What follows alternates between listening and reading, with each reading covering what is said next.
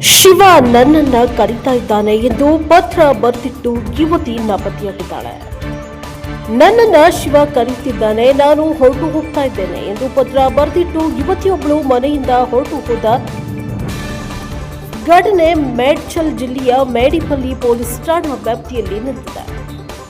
ಪರ್ವತಾಪುರದ ಸಾಯಿ ಐಶ್ವರ್ಯ ಕಾಲೋನಿಯಲ್ಲಿ ವಾಸಿಸುವ ಬೆಲ್ಲಂಕೊಂಡ ಶೈಲಜಾ ಅವರ ಪುತ್ರಿ 19 ವರ್ಷದ ಮಧು ಹಸಿತ ನಾಪತ್ತೆಯಾದ ಯುವತಿ. ಈಕೆ ಇಂಟರ್ಮೀಡಿಯೇಟ್ ಮುಗಿಸಿ ಪ್ರಸ್ತುತ ಮನೆಯಲ್ಲೇ ಇದ್ದರು. ಈ ತಿಂಗಳು 27ರ ಸಂಜೆ ತಾಯಿ ಶೈಲಜಾ ಮನೆಗೆ ಬಂದಾಗ ಪುತ್ರಿ ಕಾಣಿಸಲೇ ಇಲ್ಲ. ಸುತ್ತಮುತ್ತ ಹುಡುಕಾಡಿದ್ರೂ ಆಕೆಯ ಸುಳಿವು ಸಿಗಲಿಲ್ಲ. ಹಾಗಾದ್ರೆ ಆ ಪತ್ರದಲ್ಲಿ ಬರೆದಿದ್ದೇನು?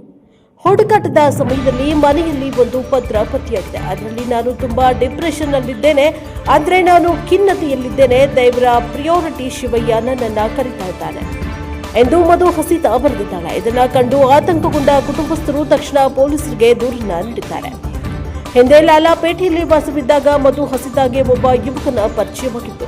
ಈ ವಿಷಯ ತಿಳಿದ ಕುಟುಂಬಸ್ಥರು ಆಕೆಯನ್ನ ಬೈದಿದ್ರು. ಇದರಿಂದಾಗಿ ಕಳೆದ 10 ತಿಂಗಳಿಂದ ಆಕೆ ಆ ಯುವಕನೊಂದಿಗೆ ಮಾತಾಡುವುದನ್ನೇ ನಿಲ್ಲಿಸಿದ್ಲು. ಆದರೆ ಅಂದಿನಿಂದ ಆಕೆ ಯಾರೊಂದಿಗೂ ಅಷ್ಟಾಗಿ ಮಾತನಾಡ್ತಾ ಇರಲಿಲ್ಲ ಎಂದು ಕುಟುಂಬಸ್ಥರು ತಿಳಿಸಿದ್ದಾರೆ. ಕುಟುಂಬ ಸದಸ್ಯರ ದೂರಿನ ಮೇರೆಗೆ ಮೇಡಿಪಲ್ಲಿ ಪೊಲೀಸರು ಪ್ರಕರಣ ದಾಖಲಿಸಿಕೊಂಡಿದ್ದು ಯುವತಿ ಎಲ್ಲಿಗೆ ಹೋಗಿರಬಹುದು ಎಂಬ ಬಗ್ಗೆ ತನಿಖೆಯನ್ನ ನಡೆಸ್ತಾ ಇದ್ದಾರೆ.